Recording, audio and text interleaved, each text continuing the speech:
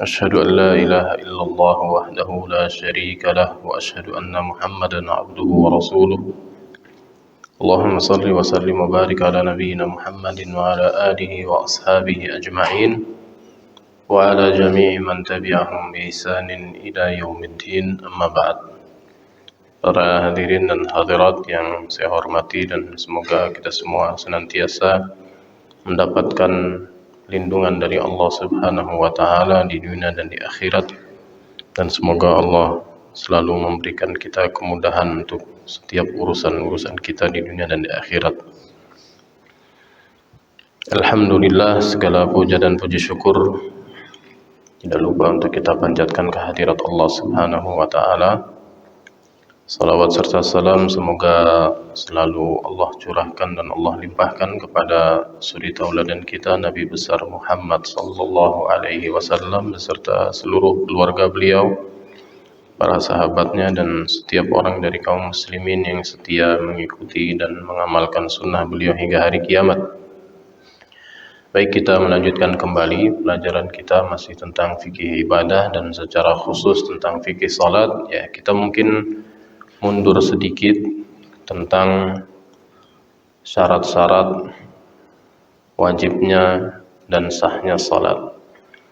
Ya, mungkin kalau dibuka di fikih Muyassar ada di bahasan-bahasan pertama tentang siapa saja yang diwajibkan untuk mengerjakan salat, dan nanti poin utama yang ingin disampaikan oleh saya ada dua hal. Ya, yang utamanya, tema utamanya ada dua poin atau ada dua hal. Jazakallahu khair.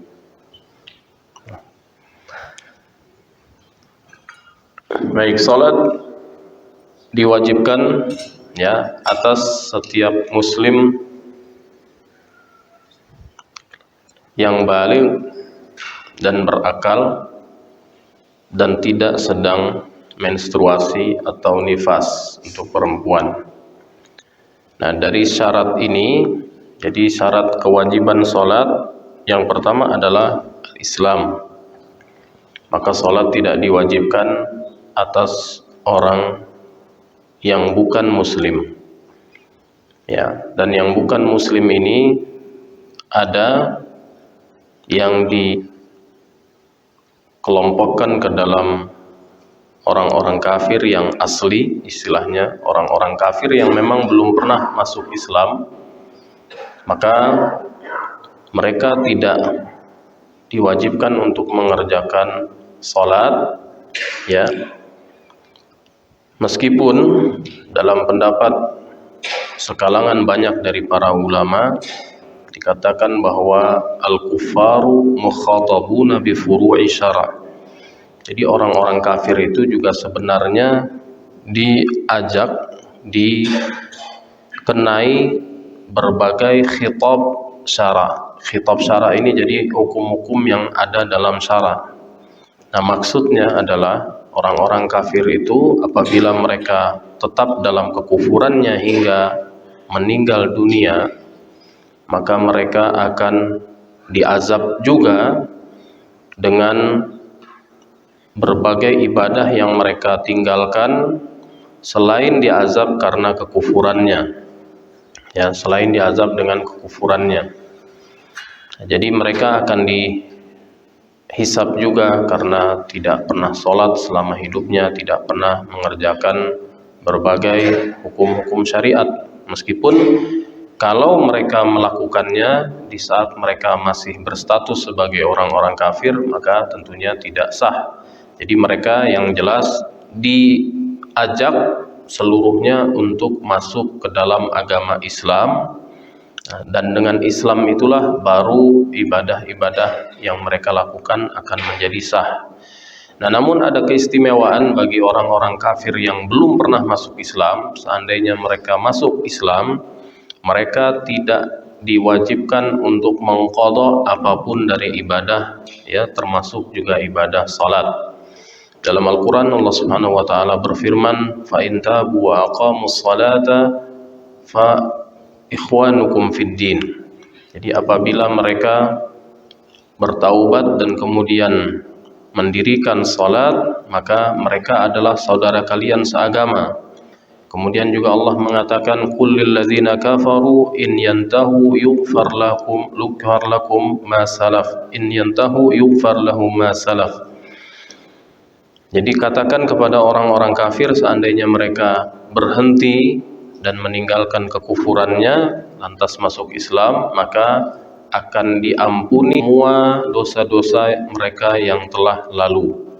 Dan dalam hadis Nabi SAW mengatakan al-Islamu yahdimu ma qablahu. Jadi Islam akan menggugurkan semua dosa-dosa kekafiran yang telah lalu. Bersih dari awal lagi semuanya, ya, diulang. Tidak ada yang sama sekali dibawa dari dosa kekufurannya dan dosa apa-apa yang dilakukan, ya, selama masih berstatus sebagai orang kafir, dan tidak sama sekali diwajibkan untuk mengulang atau mengqadha ibadah-ibadah apapun. Ini bagi orang kafir. Nah, kemudian ada orang yang bukan muslim ini, golongan kedua, yaitu orang murtad. Orang yang murtad. Ya, orang yang murtad ini berarti asalnya muslim, kemudian keluar dari Islam, pindah agama, atau mungkin tidak lagi meyakini ada agama yang benar sama sekali, ya, atau merasa bahwa, ya, tidak ada Tuhan sama sekali yang menciptakan alam semesta dan mengaturnya. Ini menganut ateisme misalnya.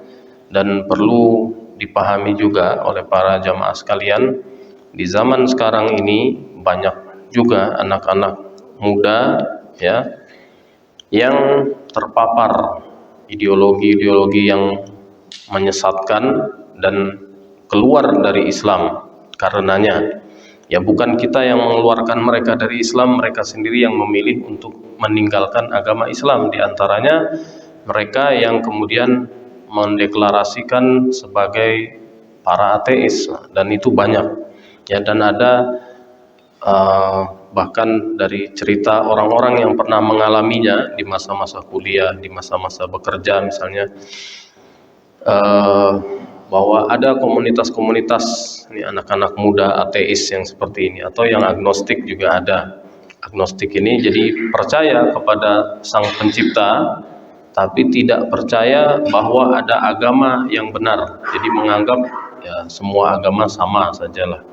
Mau jadi apapun kita, yang penting agama itu menurut mereka semuanya sama dan tidak ada yang paling benar. Nah, dengan keyakinan-keyakinan yang seperti ini, seorang keluar dari agama Islam, ya, dan berstatus sebagai murtad. Dan tentang kewajiban mengqadha ibadah bagi orang yang telah murtad ini, terdapat dua pendapat yang masyhur di kalangan para ulama. Ya, satu pandangan mengatakan bahwa orang murtad ini seperti orang kafir yang asli, jadi tidak diwajibkan untuk mengqadha apapun selama masa dia berstatus sebagai murtad. Ya, dan juga pandangan satunya mengatakan bahwa dia wajib untuk mengqadha, misalnya selama tidak berislam, sedang berstatus murtad, kemudian dia kembali bertaubat dan masuk Islam, maka diwajibkan untuk mengqadha apa-apa yang dia tinggalkan, ya, zaman riddah, selama dia dalam status sebagai seorang yang murtad. Nah, ini mungkin tidak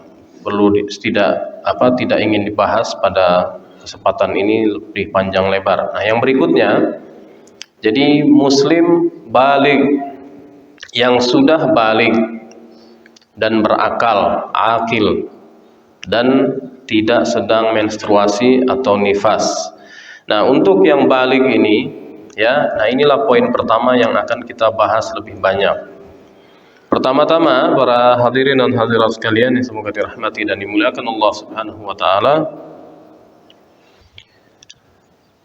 ada beberapa tanda untuk menentukan bahwa seorang itu sudah baligh. Ya. Nah, ini suka saya tanyakan kepada para jamaah, termasuk seingat saya bulan lalu itu sebelum mengisi pengajian pagi-pagi ini, malam-malam saya mengisi pengajian untuk remaja. Kemudian saya bertanya pada anak-anak remaja, Apa saja tanda-tanda seorang sudah balik? Banyak yang menjawab. Ada yang bilang suaranya sudah besar. Nah, terus saya bilang kalau orang yang suaranya tipis, ya nggak tebal, umurnya udah 50 tahun, berarti belum balik dong ya. Ya, nah, bilang, Assalamualaikum Pak. Waalaikumsalam Ustaz. Wah, ini belum balik ya Pak. Ya. Terus kemudian ada yang jawab ini ya macam-macam. Nah, jadi intinya adalah tentang tanda-tanda bahwa seorang sudah dinyatakan balik, dan tanda-tanda ini yang dimaksud adalah yang diperhitungkan dalam syariat Islam. Ya. Nah, ada ya kalau saya sederhanakan saja, seluruhnya itu ada 4 tanda. 4 tanda. Nah, ada 3 dari 4 ini yang diperhitungkan di mazhab Syafi'i, dan ada 1 lagi tanda tambahan yang diperhitungkan di sejumlah mazhab lainnya. Ya, tapi perlu juga mungkin untuk kita ketahui sebagai tambahan informasi untuk memperkaya khazanah wawasan kita, ya. Dan nanti ada juga 1 lagi tanda yang ditambahkan oleh sebagian dari para ulama, tetapi pada hakikatnya dia tidak berdiri sendiri. Saya jelaskan dulu 3 tanda yang ditetapkan di dalam mazhab Syafi'i sebagai petunjuk bahwa seorang itu sudah balik. Yang pertama, ya, ini khusus untuk perempuan. Jadi dari 3 tanda ini khusus untuk perempuan. Ini mazhab Syafi'i, maksudnya mazhab Syafi'i dan juga sejumlah mazhab fikih lainnya. Ya, dan dalam hal ini ya banyak kedekatan lah, kemiripan. Jadi yang pertama, tanda yang khusus untuk perempuan adalah menstruasi. Perempuan sudah mulai mengalami menstruasi. Dan biasanya di kalangan para ulama dulu, menstruasi ini ditetapkan ya awalnya itu bisa terjadi pada usia kurang lebih 9 tahun dengan hitungan tahun Hijriah. Ya, jadi kalau dengan hitungan tahun Masehi lebih sedikit, karena selisih tahun Masehi dengan tahun Hijriah itu hampir 2 tahun, ya, kurang lebih 2 tahun, hampir tidak sampai. Ya, jadi kalau orang ditanya berapa usia Anda, saya 46 tahun, berarti kalau dikonversi ke dalam hitungan tahun Hijriah usianya sudah 48 tahun. Nah, kalau Nabi Muhammad SAW mengatakan a'maru ummati ma baina sittina wa sab'in, umur umatku itu antara 60 dan 70 tahun, berarti hitungannya hitungan Hijriah, ya, berarti yang umurnya 58 tahun itu sudah sampai itu Pak. Yang umurnya 68 tahun itu sudah sampai, ya, dengan hitungan Hijriah. Nah, jadi perempuan mulai bisa haid itu disebutkan oleh banyak dari para ulama di mazhab-mazhab fikih yang masyhur dari kurang lebih 9 tahun. Ya. Dan ini yang pertama. Jadi untuk perempuan tandanya adalah dengan menstruasi mulai dari kira-kira usia 9 tahun. Nah, ada yang mungkin telat belasan tahun baru mulai menstruasi, ada yang mungkin sama sekali tidak menstruasi hingga ya menikah sekalipun belum pernah menstruasi, itu ada. Perempuan ini macam-macam. Dan yang menstruasi juga ada yang ya mengalaminya dengan siklus yang rutin per bulan, dan ada yang juga ya mungkin datang bulan ini tapi kemudian bulan berikutnya tidak, ya tidak rutin, intinya tidak memiliki siklus yang rutin. Baik, ini yang pertama khusus untuk perempuan. Dan yang kedua yang merupakan tanda seorang telah balik, laki-laki ataupun perempuan, adalah usia 15 tahun. Ini dalam pendapat jumhur ulama, ya didasarkan pada hadis tentang sejumlah sahabat Nabi Shallallahu Alaihi Wasallam yang mereka ya sempat mendaftarkan diri, seperti Abdullah bin Umar, untuk berperang. Jadi mendaftarkan diri ikut dalam pasukan perang pada usia 14 tahun. Nah, kemudian oleh Rasulullah SAW belum diizinkan. Nah, kemudian pada tahun berikutnya setelah usia mereka genap 15 tahun dan kembali mendaftarkan diri untuk berperang di jalan Allah, berjihad di jalan Allah, maka mereka pun diizinkan. Nah, karena jihad ini diperuntukkan bagi orang-orang yang sudah dewasa, sudah balik. Nah, dari sini maka dijadikan umur 15 tahun ini sebagai patokan bahwa seorang sudah balik. Nah, yang ketiga, dan ini juga berlaku bagi laki-laki dan perempuan, adalah sudah, sebutan bahasa kita, mimpi basah, ya, al-ihtilam. Artinya baik laki-laki ataupun perempuan itu sudah bisa mengeluarkan air mani, ya. Apakah itu disebabkan karena mimpi berhubungan intim ataupun karena ya tindakan yang dilarang di dalam agama, yaitu melakukan masturbasi misalnya. Tapi intinya dia sudah bisa mengeluarkan air mani, ya. Nah, sekarang pertanyaannya, apakah perempuan juga mengalami yang demikian? Jawabannya ya. Ya, sah dalam hadis Nabi Shallallahu Alaihi Wasallam yang diriwayatkan oleh Al-Bukhari dan Muslim dari riwayat Ummi Salamah, salah seorang ummahatil mu'minin radhiyallahu taala anhunna ajma'in,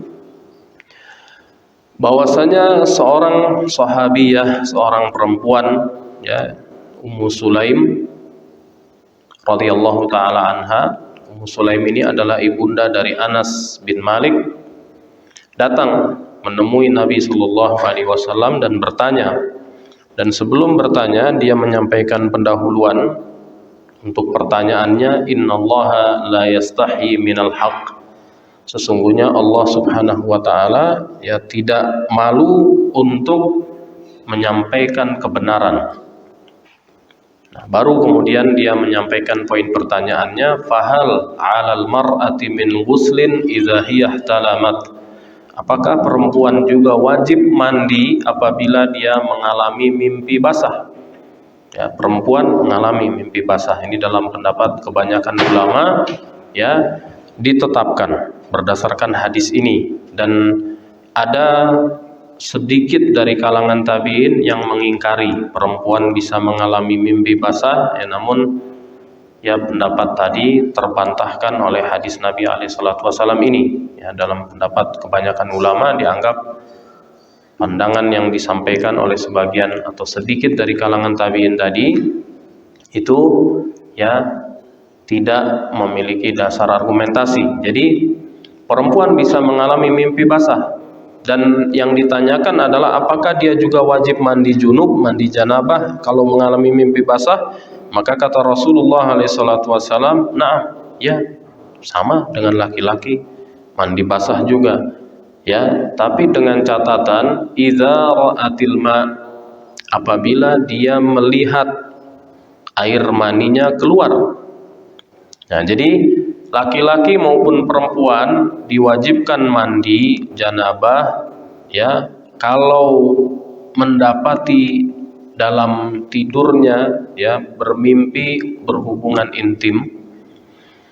Kemudian setelah bangun tidur dia dapati air maninya keluar. Nah, jadi kalau hanya mimpi tapi pada saat bangun tidur tidak mendapati apa-apa, kering, nggak ada basah sama sekali, maka tidak wajib mandi.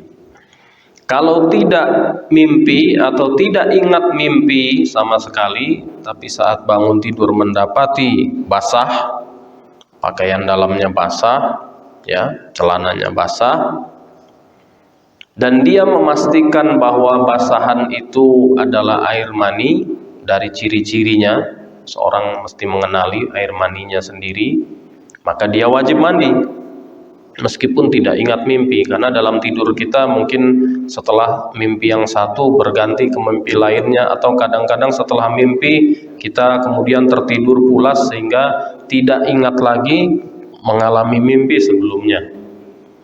Nah, kalau misalnya bangun dari tidur kemudian mendapati basahan tetapi memungkinkan sebagai selain air mani, ya, karena dari kemaluan kita ini ada cairan-cairan lain yang keluar, ya, air kencing, ada juga ya yang namanya mazi, ya, atau mazi, ya, ada yang namanya wadi.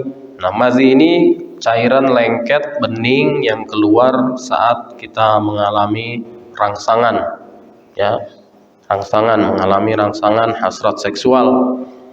Nah, kalau wadi itu adalah cairan yang bening juga, lengket, ya, seperti lendir gitu. Dia keluar biasanya setelah kita pipis, setelah kita buang air kecil. Nah, kalau bangun tidur kita dapati basah tapi tidak ada ciri-ciri sebagai air mani, karena air mani ada cirinya, dari warnanya beda dengan yang lain. Kalau kemungkinannya bukan air mani, berarti tidak wajib mandi, ya. Jadi basah tapi lihat karena sudah tidak lagi berwarna putih, putih pekat seperti air mani. Nah, mungkin kita cium juga bukan bau air mani, nah maka kita tidak wajib mandi. Tapi kalau kita mandi seandainya dalam kondisi seperti ini, untuk kehati-hatian itu lebih utama, ya. Jadi bisa dibagi-bagi tadi kondisinya antara tidur, mimpi, dan kemudian mendapati basah, wajib mandi. Mimpi tapi tidak mendapati basah apapun, tidak wajib mandi. Nah, kemudian basah tapi tidak mimpi atau tidak ingat mimpi. Kadang orang yang terlalu lelah pun bisa mengeluarkan air mani pada saat tidur, wajib mandi. Nah, mendapati basah tanpa ingat mimpi atau tidak bermimpi dan ada kemungkinan antara mani atau selainnya. Nah, maka dalam kondisi seperti ini dipastikan dulu ini apa yang keluar. Kalau memang bukan air mani, berarti tidak wajib mandi, tapi apabila untuk kehati-hatian mandi itu lebih utama, ya.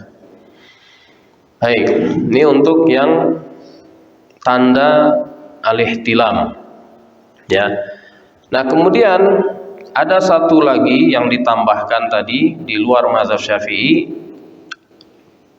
yaitu tumbuhnya bulu-bulu di sekitar kemaluan, ya.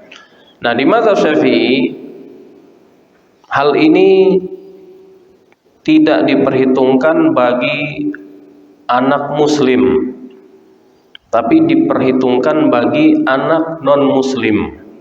Sementara di luar mazhab Syafi'i dia diperhitungkan untuk muslim dan non muslim. Nah, kenapa? Nah, karena pembacaan terhadap hadisnya dari Nabi Shallallahu Alaihi Wasallam. Jadi dasar argumentasi untuk yang keempat ini, yaitu tentang tumbuhnya bulu-bulu di sekitar kemaluan, ini adalah tentang kisah pada saat Nabi SAW menjadikan seorang sahabat yaitu Sa'ad bin Mu'adz untuk membuat putusan terhadap Banu Quraidzah, ya. Jadi ada terjadi perang dengan satu kaum namanya Banu Quraidzah, ya. Mereka ini orang-orang Yahudi. Kemudian kejadiannya di sekitar tahun 4 Hijriah, dan Sa'ad bin Mu'adz ini yang ditunjuk oleh Nabi SAW sebagai pimpinan perang. Nah, diberi wewenang, diberi otoritas untuk membuat putusan terkait dengan tawanan-tawanan perang, ya, mau diapakan mereka. Nah, kemudian Sa'ad bin Mu'adz, ya, memutuskan untuk membunuh setiap orang yang ikut dalam perang, artinya ikut menjadi prajurit dalam perang. Nah, untuk putusan ini diberlakukan, maka yang dibunuh itu hanya yang sudah berusia dewasa, sudah balik. Jadi gimana caranya, Pak? Dilihat. Karena orang kafir kalau ditanya kamu umur berapa, dia tahu nanti kalau bilang umur sekian dibunuh, dia nggak akan jujur. Tanya sudah ihtilam belum, sudah mimpi basah belum, nanti dia tidak akan jujur. Dilihat ada bulunya berarti dewasa, bunuh, masuk dalam daftar orang-orang yang akan dibunuh. Nah, ini makanya di mazhab Syafi'i hanya dipertimbangkan atau diperhitungkan untuk orang-orang non-muslim. Ya. Nah, tapi di luar mazhab Syafi'i, dan ini perlu jadi pertimbangan bagi kita. Karena apa? Karena tanda-tanda baliknya seorang ini tidak harus semua dari yang disebutkan tadi ada, Pak. Jadi salah satu saja tanda ada itu sudah balik. Ya, salah satu saja tanda dari yang 4 tadi disebutkan berarti anak kita sudah balik. Nah, kita juga perlu untuk, ya, menyadarkan, mengajarkan, memahamkan kepada anak kita dari sebelum memasuki usia balik, bahwa nanti kalau sudah memasuki usia balik, nah, kamu berarti akan bertanggung jawab untuk apa? Menjalankan semua kewajiban agama, termasuk darinya meninggalkan hal-hal yang dilarang di dalam agama. Karena kamu sudah menjadi orang dewasa, ya, maka kamu memikul tanggung jawab sebagaimana halnya orang-orang dewasa pada umumnya. Nah, dari mulai mereka memasuki usia 7 tahun oleh Rasul SAW, kita sebagai orang tua diperintah untuk apa? Membiasakan anak kita untuk sholat. Kata Rasul SAW, muru auladakum bis salati wa hum abna'u sab'. Perintahkan anak-anak kalian untuk sholat pada saat mereka masih berusia 7 tahun. Wadribuhum 'alaiha wa hum abna'u 'ashr. Dan boleh kalian pukul mereka, ya, dengan pukulan yang tidak melukai, tidak menciderai, tidak menjadikan mereka trauma, ya, saat mereka berusia 10 tahun. Kemudian nanti mereka akan terbiasa meskipun belum masuk usia balik, sehingga ketika memasuki usia balik mereka sudah tidak merasa berat untuk secara rutin, secara konsisten melaksanakan sholat dan juga ibadah-ibadah lain. Nah, ini menjadi tanggung jawab orang tua, ya. Nah, jadi yang kita bahas ini pada tanggung jawab orang tua, ini tentang memahamkan hal-hal tadi. Anak kita dari kecil sudah mulai sholat, Pak, dan sholatnya rapi, bagus, ya, tidak melakukan pembatal-pembatalnya, dapat catatan pahala. Ya, kalau dulu kita sering dengar dari orang tua, kalau anak kita masih kecil sholat, orang tuanya dapat pahala, betul. Tapi anaknya juga dapat tabungan pahala. Ya, jadi dari mulai sejak dia mengerjakan sholat, meskipun sholat itu belum wajib atas dirinya, dan dia melakukannya dengan benar, tertib, ya, sesuai dengan rukun-rukunnya, maka dia dapat pahala dari Allah Subhanahu wa taala. Dan orang yang mendidiknya, ya, orang tuanya dalam hal ini atau pendidiknya di sekolah misalnya, akan mendapat, ya, pahala juga semisal. Karena dalam hadis Nabi SAW mengatakan, man da'a, ya, ila huda, siapa yang mengajak kepada petunjuk, kana lahu misl, ya, ujuri man amilahu, dan maka dia dapat semisal dengan pahala yang diperoleh oleh orang yang mengerjakannya. Jadi kalau pendidiknya orang tuanya, dapat setiap kali anaknya mengerjakan sholat dapat catatan pahala, orang tuanya dapat catatan pahala juga. semisal tanpa mengurangi pahala yang diperoleh oleh anaknya. Ya sebagaimana kalau orang tua mengajarkan anaknya keburukan dan anaknya melakukannya, nanti orang tuanya juga akan dapat, ya kalau anaknya mengerjakannya, dapat keburukan atau dapat dosa yang semisal dengan yang diperoleh oleh anaknya. Nah, maka orang tua memang selayaknya menjadi teladan baik bagi anak-anaknya, bukan menjadi teladan yang buruk. Baik. Nah, jadi nanti ketika mereka sudah memasuki usia balik, ya dipahamkan, atau sebelum memasukinya sudah mulai dipahamkan, ya bahwasanya ketika memasuki usia balik mereka sudah memikul tanggung jawab sebagaimana halnya orang dewasa. Ya. Baik, jadi alamat atau tanda-tanda tadi itu cukup ada satu saja, maka dihukumi seorang itu sudah balik. Ya, misalnya begini, ada perempuan umurnya baru 12 tahun tapi sudah mulai menstruasi, berarti sudah balik. Ada laki-laki, ya umur 20 tahun kemudian dia berkata, saya belum pernah mengalami mimpi basah. Ya tapi umur kamu sudah 20 tahun, berarti kamu sudah balik sejak umur 15 tahun. Jadi kalau tidak dengan usia, dengan tanda-tanda yang lain, ya. Nah kalau sudah mimpi basah dari umur 10 tahun, berarti sudah balik dari umur 10 tahun.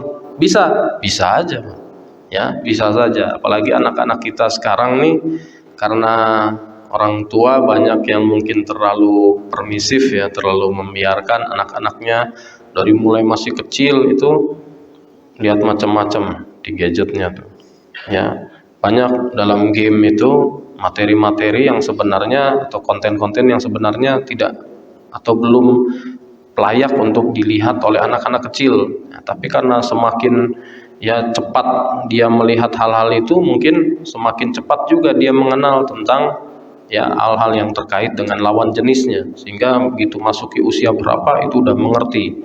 Nah bisa aja mengalami pada saat-saat itu mimpi basah. Nah berarti dia sudah balik.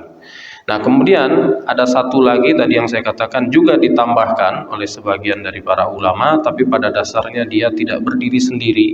Jadi bukan tanda yang tersendiri, ya melainkan ia akan kembali kepada salah satu dari tanda-tanda tadi, yaitu kehamilan.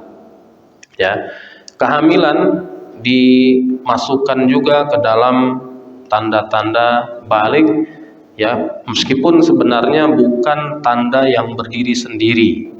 Nah, jadi kehamilan ini bisa ada misalnya seorang perempuan tadi saya katakan belum pernah menstruasi. Nah, kemudian menikah.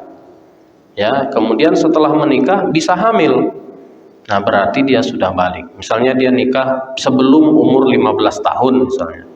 Ya, seperti dulu orang-orang tua kita, nenek-nenek, kakek-kakek kita dulu, ya, leluhur kita tuh nikahnya umur-umur belasan tahun, masih kecil-kecil umurnya, tapi sudah menikah.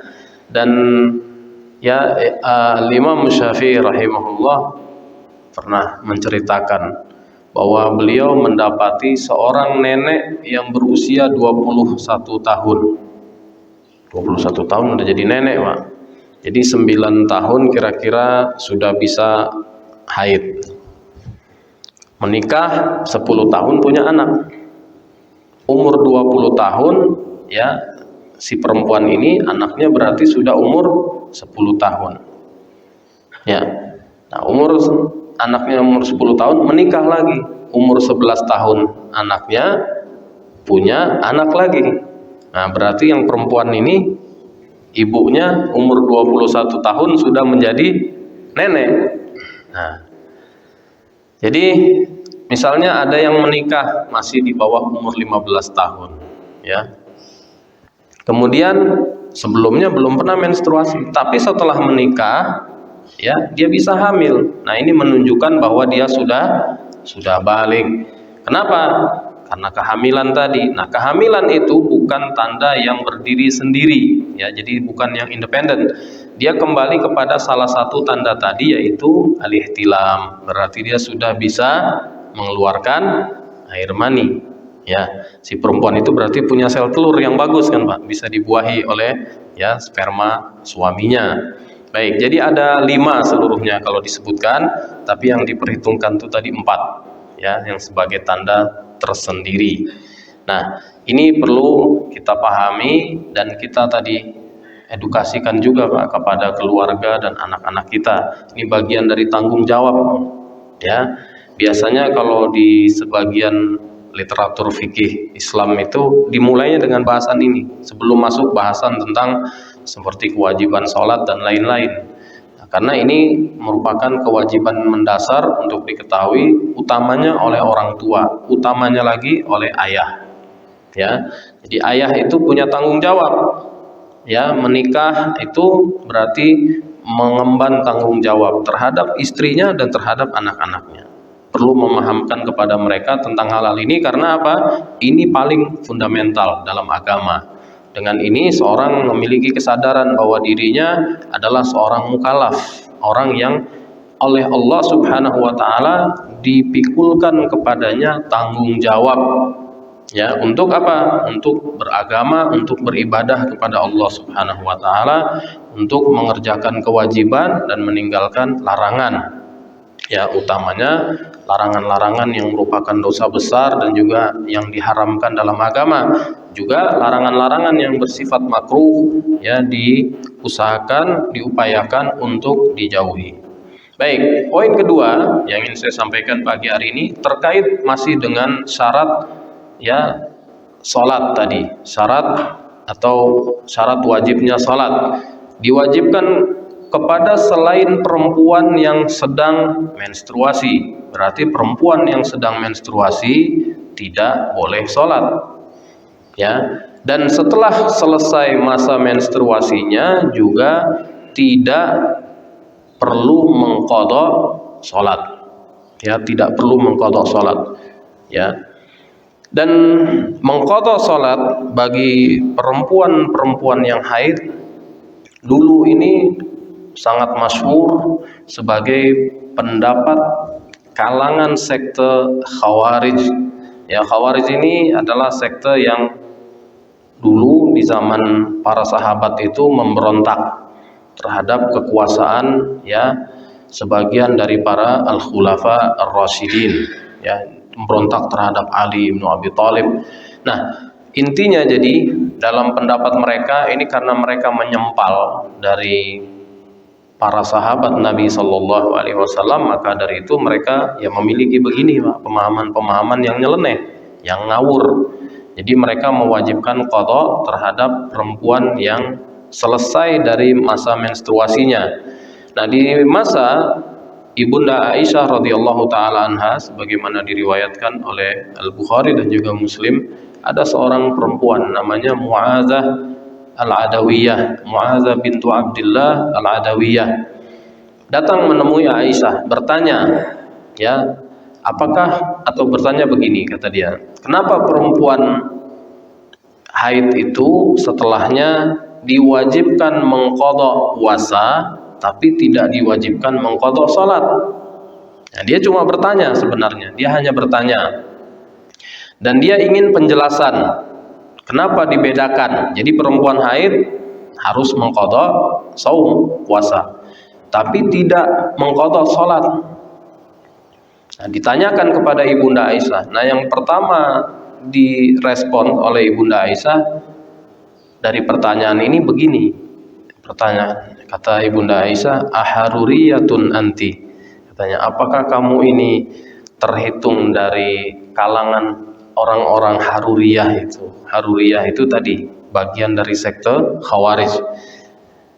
Nah, si penanya justru bilang, enggak, saya bukan bagian dari mereka. Kenapa? Karena dia menanyakan satu hal yang khas gitu, sebagai pandangan kalangan tadi. Nah, sehingga Ibunda Aisyah itu ya mengira awalnya ini orang ini bagian dari mereka. Tapi kemudian Mu'adzah menjelaskan, bukan, saya bukan bagian dari mereka, saya hanya bertanya, ya, bertanya tentang penjelasan hukumnya, apa sih dasar pembedaannya, kenapa perempuan haid itu setelah suci wajib mengqadha puasa tapi tidak wajib mengqadha salat. Nah, Ibunda Aisyah menyampaikan bahwa dasar argumentasinya adalah ketetapan dari Nabi Shallallahu Alaihi Wasallam. Ya, jadi ketetapan dari Nabi Alaihi Wasallam itu sudah ya merupakan dasar yang paling kuat. Nah, kata Ibunda Aisyah, kana yusibuna dzalik. Dulu juga kami mengalami. Kemudian apa? Fa umirna biqada'i shaum wa lam nu'mar biqada'i shalah. Tapi kami kemudian oleh Rasul alaihi salatu wasallam diperintah untuk mengqada puasa dan tidak diperintah untuk mengqada salat. Nah, yang perlu dipahami begini. Jadi perempuan setelah bersih dari menstruasi tidak wajib mengqada salat. Kecuali, nah ada kecuali di sini. Dan ini termasuk masalah yang ditekankan oleh sekalangan ulama untuk diajarkan oleh setiap suami dan ayah kepada istrinya dan kepada anak-anak perempuannya, yaitu bahwasanya ya, karena masalah haid nifas ini banyak Pak, panjang pembahasannya, banyak dan ruwet ya, agak rumit gitu.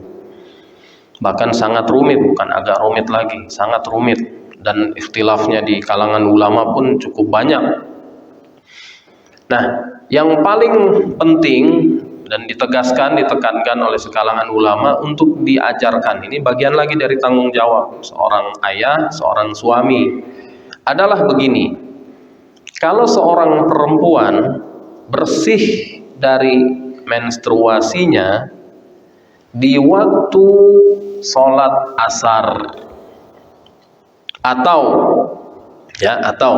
di waktu sholat isya, maka selain dia diwajibkan untuk mengerjakan sholat asar ya, atau kalau di kesempatan lain mengerjakan sholat isya, dia juga diwajibkan untuk mengqadha sholat zuhurnya. Untuk bersih di waktu asar, dia diwajibkan mengqadha sholat zuhurnya. Ya, untuk yang bersih di waktu isya, maka diwajibkan untuk mengqadha sholat maghribnya. Nah, ini didasarkan pada ya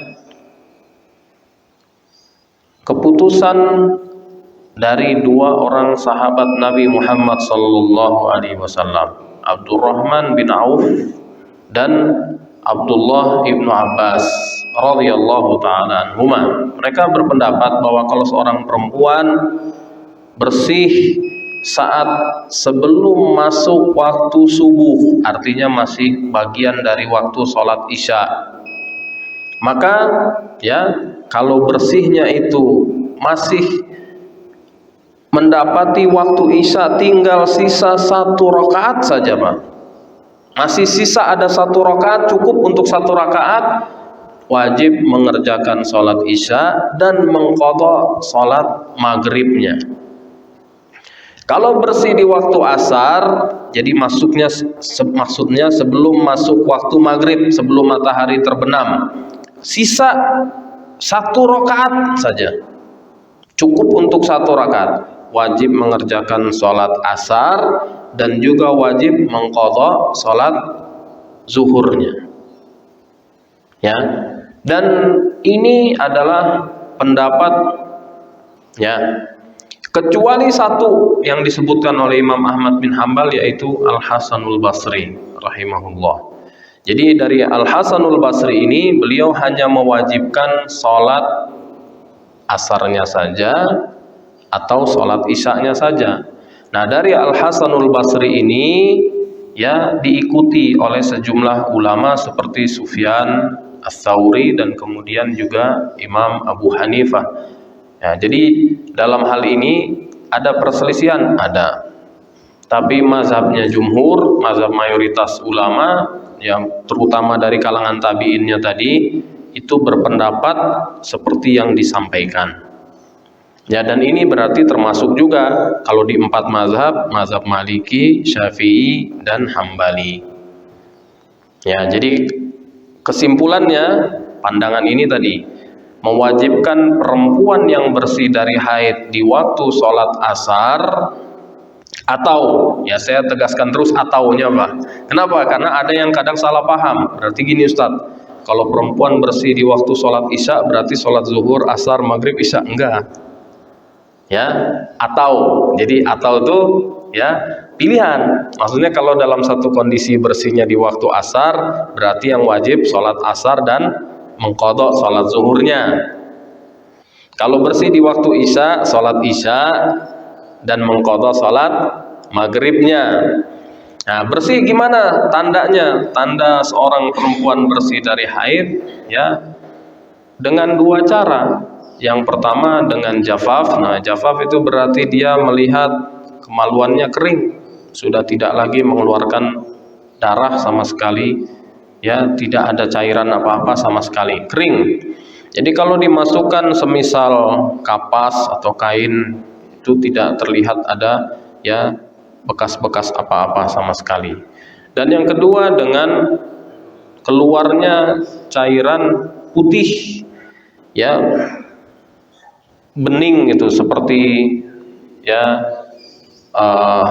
apa namanya istilahnya al-qassatul bayda.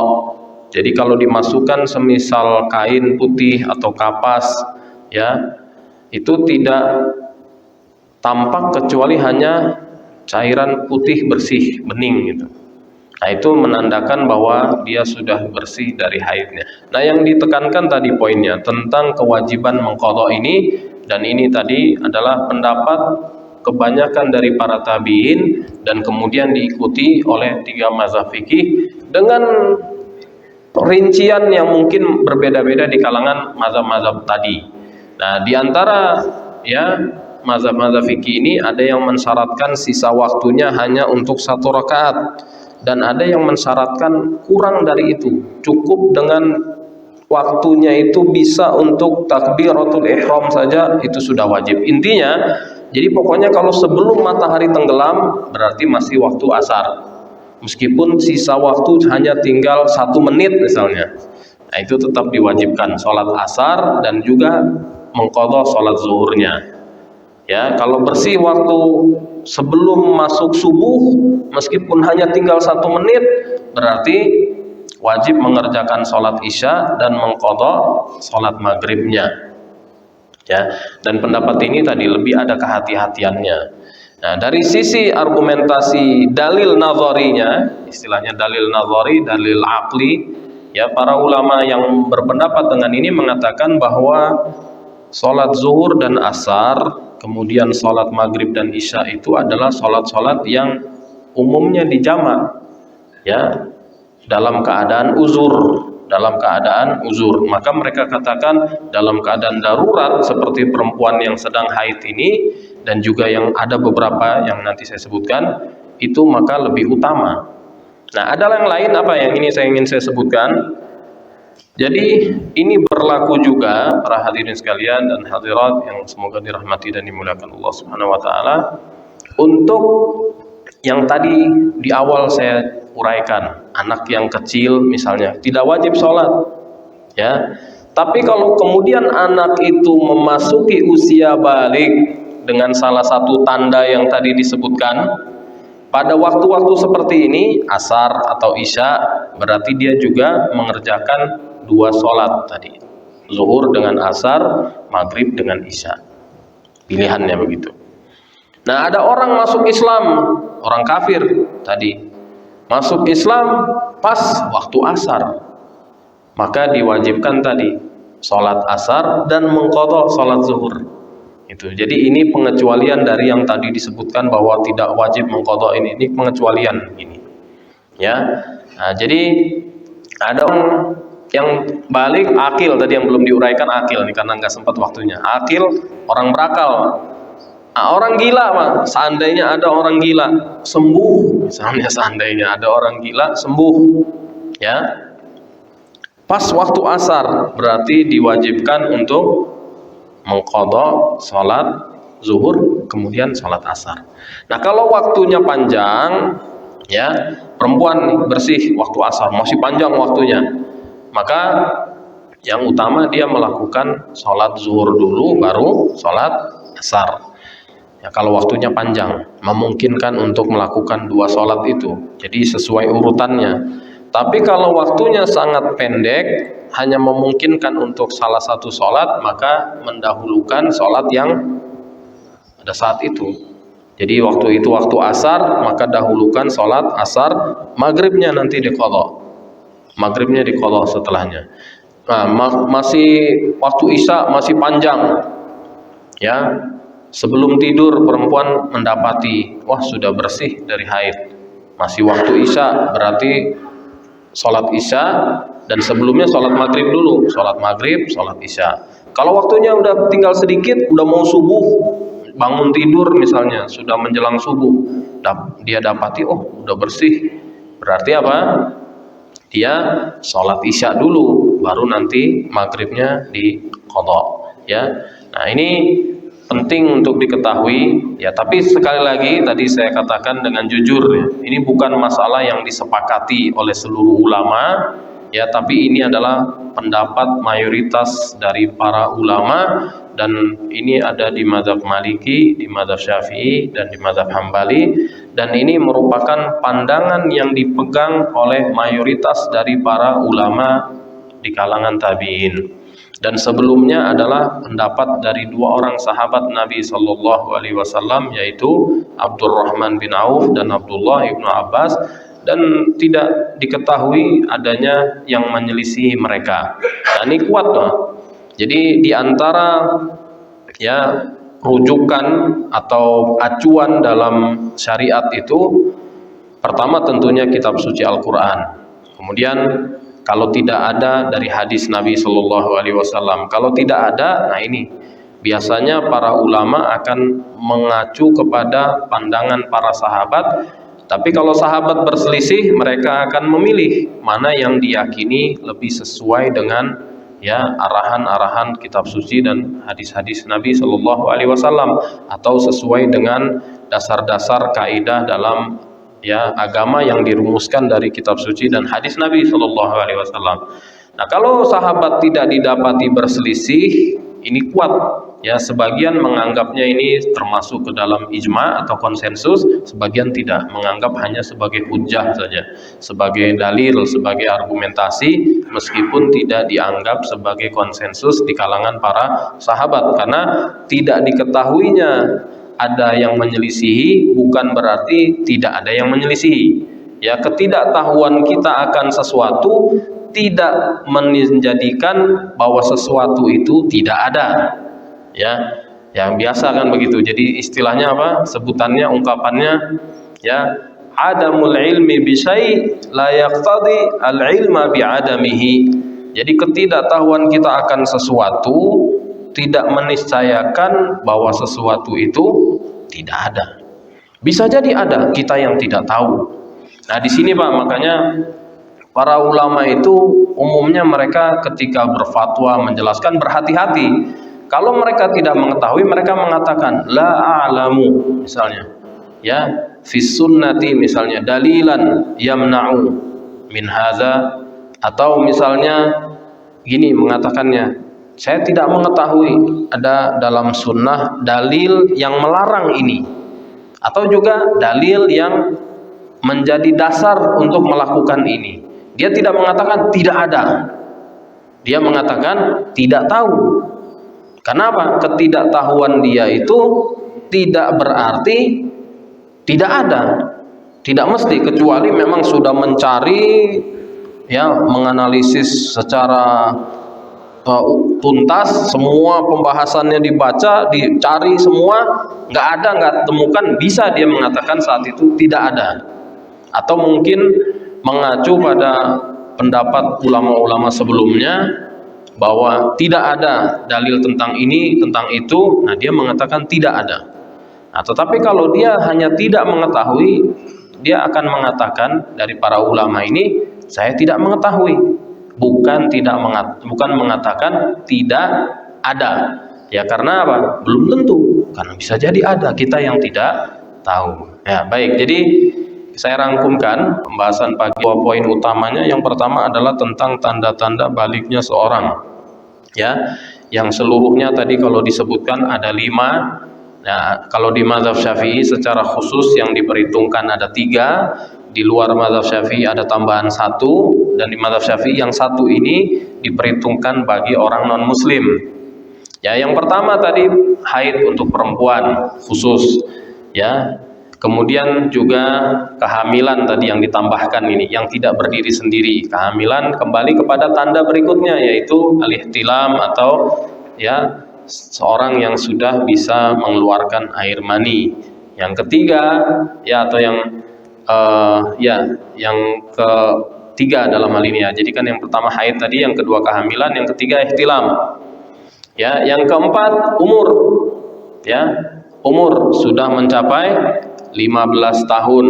Dan yang kelima tadi disebutkan adalah tumbuhnya bulu-bulu di sekitar kemaluan. Poin yang kedua yang disampaikan pada pagi hari ini adalah tentang kewajiban perempuan yang bersih dari menstruasinya untuk selain melakukan sholat asar atau isya, apabila bersih di waktu asar atau di waktu isya, juga mengqadha sholat zuhurnya atau sholat maghribnya, ya. Nah, jadi ini sekali lagi adalah pandangan mayoritas dari para ulama, dan dasar argumentasinya adalah tadi ya fatwa 2 orang sahabat Nabi Shallallahu Alaihi Wasallam, Abdurrahman bin Auf dan Abdullah bin Abbas, kemudian diikuti oleh kebanyakan dari para tabi'in seperti kata Imam Ahmad bin Hanbal rahimahullahu taala. Kemudian setelah itu turun lagi ke kalangan para imam-imam yang mazhabnya diikuti, Malik, Syafi'i dan Ahmad. Ya, yang menyelisih dari kalangan tabi'in, dari kalangan sahabat tidak diketahui dalam hal ini, wallahu a'lam.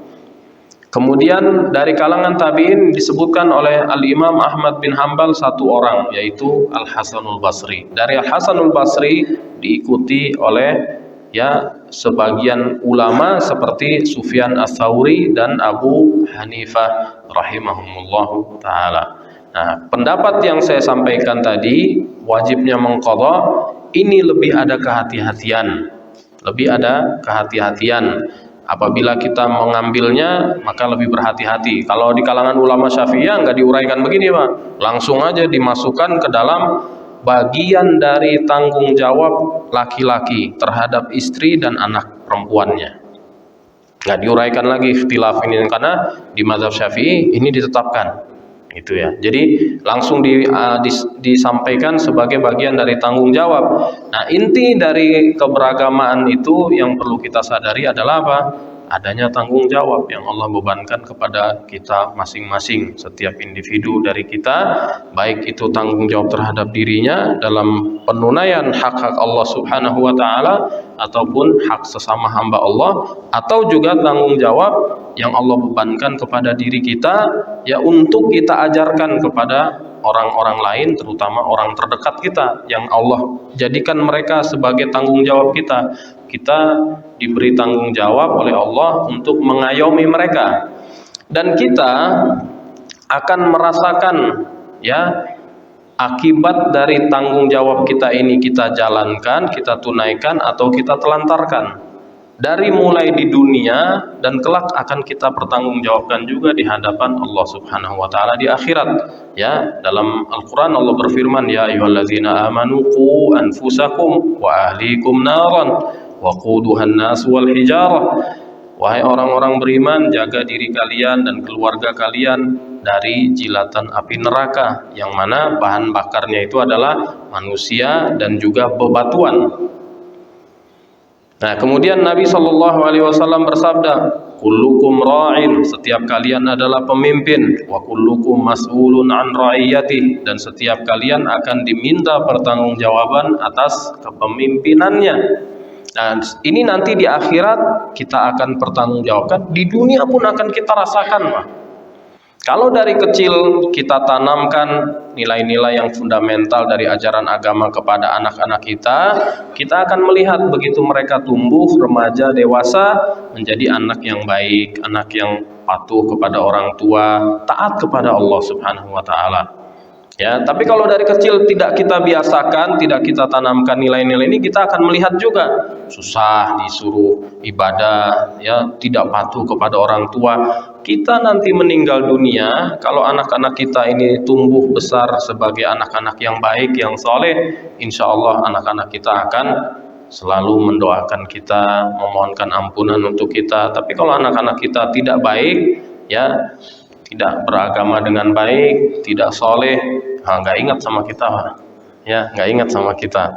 Nah, jadi ini akan kita rasakan dari dunia ini, udah kita rasakan, di akhirat pun kita akan pertanggungjawabkan di hadapan Allah Subhanahu wa Ta'ala. Nah, ini paling penting. Jadi bagian dari inti keberagaman kita yang terpenting menyadari arti tanggung jawab.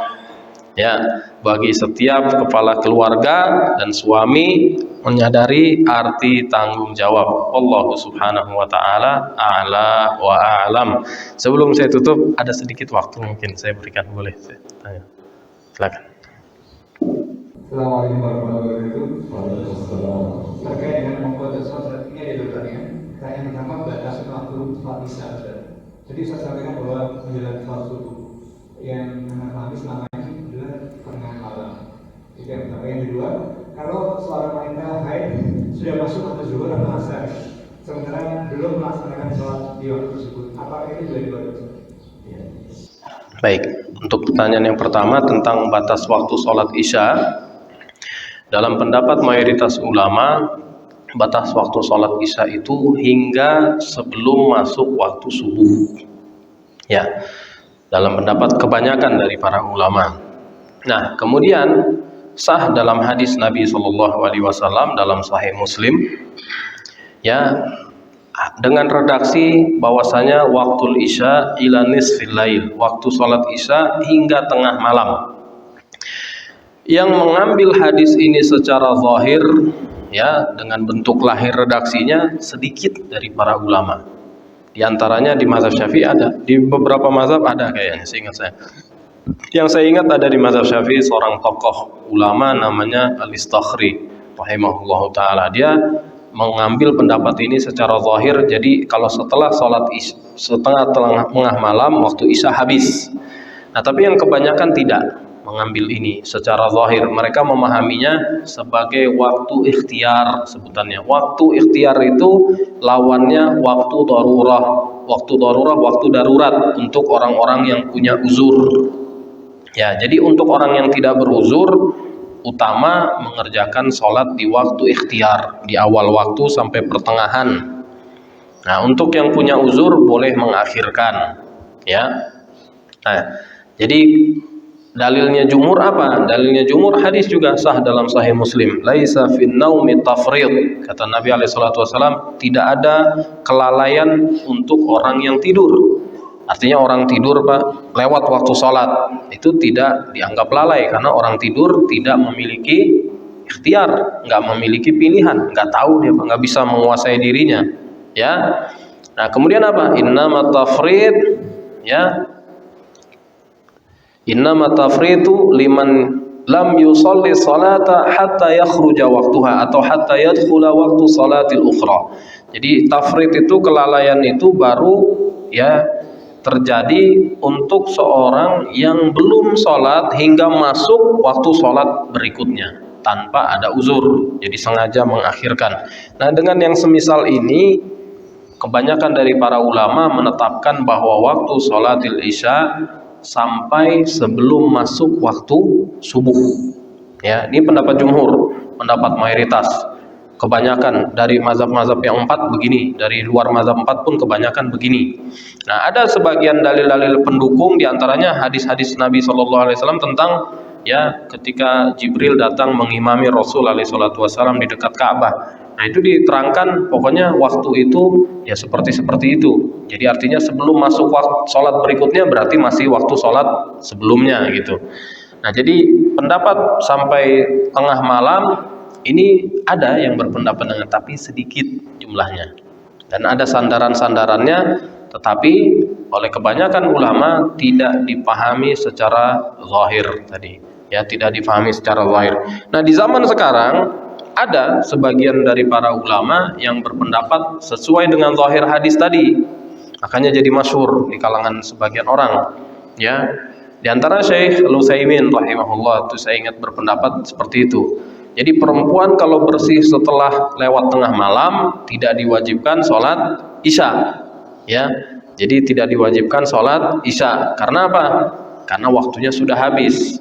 Nah, ada di sebagian narasi fatwa, ya, yang difatwakan oleh lembaga atau ada misalnya sekarang ini situs-situs fatwa tertentu yang mengatakan misalnya begini, boleh bagi orang yang ingin mentaklid pendapat yang seperti ini, ya.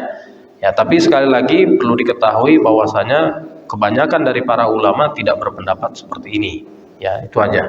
Nah, kemudian yang kedua tadi,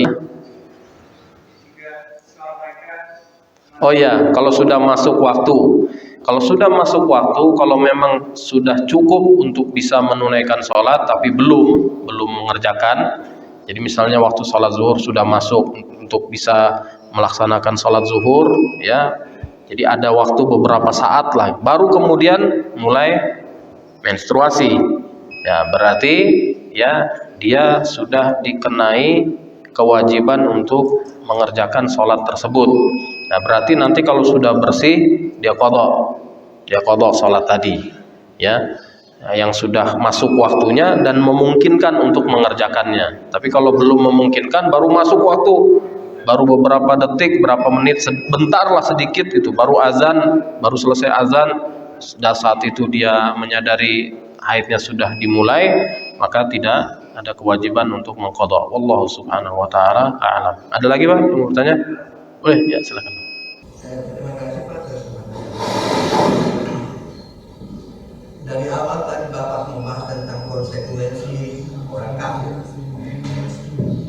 Itu bahkan tadi bahwa bagi orang yang kafir itu selain disiksa karena kekafirannya, juga disiksa karena tidak menunaikan ibadah salat. Itu menjadi ketentuan Islam. Yang menjadi pertanyaan yang kita dengan orang munafik. Orang munafik ini kan orang yang tidak sejalan antara lisannya dengan hati. Tapi orang munafik ini juga salah. Orang munafik salah. Bahkan ada masjid yang dibangun itu di namanya di Madinah.